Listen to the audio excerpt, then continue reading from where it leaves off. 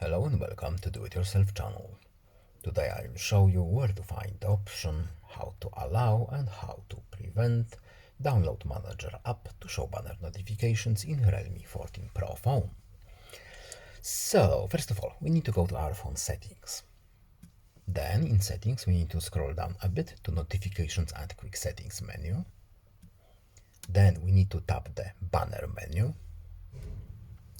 And here we have list of our apps, but first we need to enable them. So at the top we have the option to enable or disable banner notifications for all. And here we have the list with apps that can use this option. So Download Manager is here. We can enable or disable it using the switch.